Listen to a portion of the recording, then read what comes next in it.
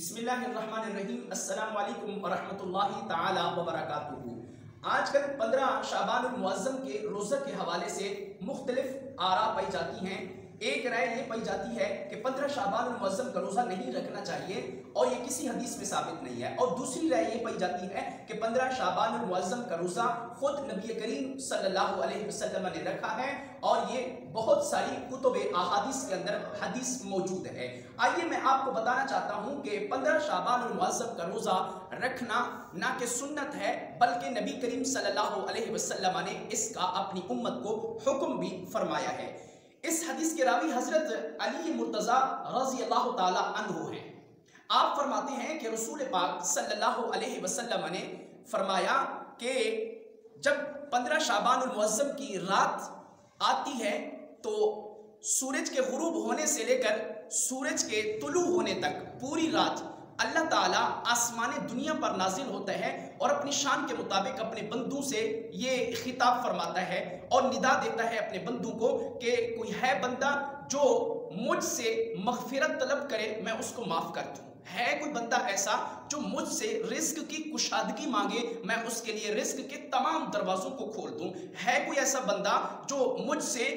دنیا کی مصیبتوں سے چھٹکارا مانگے میں دنیا کی تمام مصیبتیں اس کی ختم کر دوں۔ یہ اللہ تعالیٰ فرماتا رہتا ہے اور اپنے بندوں کو ندا دیتا رہتا ہے، اور کریم آقا صلی اللہ علیہ وسلم اسی حدیث میں فرماتے ہیں کہ صبح کے وقت 15 شعبان المعظم کا روزہ رکھنا بھی یہ نبی کریم صلی اللہ علیہ وسلم کا حکم اور عالی شان ہے۔ اور یہی حدیث پاک جو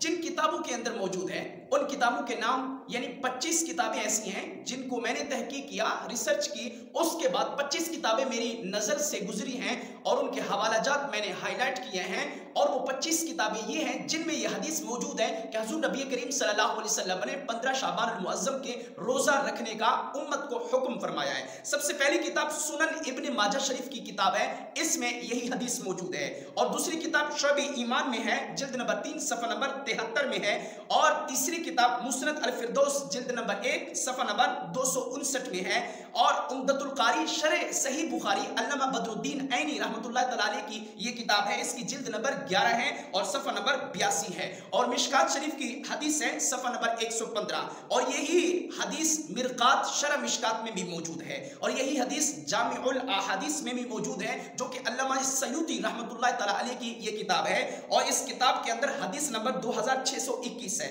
اور یہی حدیث الترغیب و ترہیب میں موجود ہے، جلد نمبر 2 صفحہ نمبر 72 میں ہے، اور یہی حدیث تہذیب الکمال میں موجود ہے، اور یہی حدیث غنیۃ الطالبین میں بھی موجود ہے، اور یہی حدیث کنز العمال میں موجود ہے، اور یہی حدیث نزہۃ المجالس میں موجود ہے، اور یہی حدیث تفسیر در منصور میں موجود ہے، اور یہی حدیث تفسیر روح المعانی میں موجود ہے، اور یہی حدیث تفسیر قرطبی میں موجود ہے، اور یہی حدیث ما ثبت بالسنہ میں موجود ہے، اور یہی حدیث تفسیر ضیاء القرآن میں موجود ہے۔ اتنی درجنوں کتابیں ہیں اور اس سے بھی زیادہ کتابوں میں یہ حدیث پاک موجود ہے، لہٰذا اس سے پتہ چلتا ہے کہ 15 شعبان المعظم کا روزہ رکھنا